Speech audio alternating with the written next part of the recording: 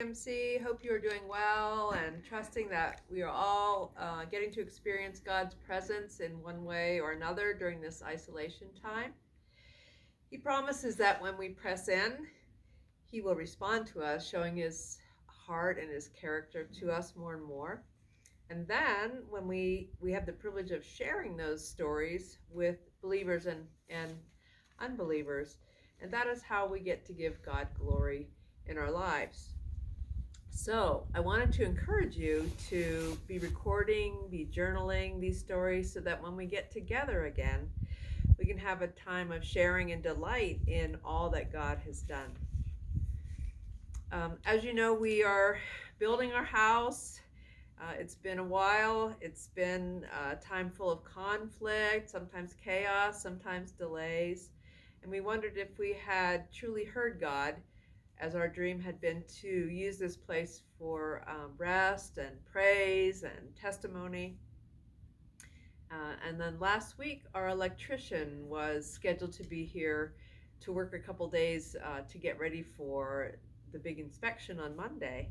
And he never showed up. And so, again, there was more delays, and we were kind of being fretful, worried that we weren't going to be closing on time. So then on Easter Sunday, we dropped by here, and there he was in the middle of the living room with his tools everywhere, and in the middle of the tools was a guitar. And so we asked him about the guitar, and he said that he shyly said that he was here by himself, and that the house being empty was full of great acoustics, and so he had been playing worship songs during the morning when we weren't here. And so I was so excited to hear that at least somebody was praising God in the midst of all this chaos. And so we encouraged him to sing some more songs. We sang along with him. During one of the songs, he stopped and he sort of got emotional. And he said he was so grateful for all that God had done in his life. He had just become a believer in the last year or so.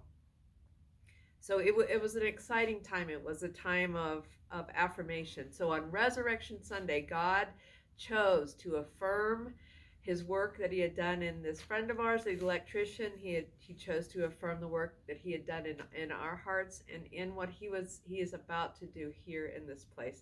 So he is alive, and he is well, and he is working. And we just have to keep our eyes open and, like I said, record those stories because they're important to share with each other. I want to leave you now with scripture from Isaiah 12. So it's Isaiah 12, 4 and 5. And it says, "Thank the Lord, praise his name. Tell the nations what he has done, and let them know how mighty he is.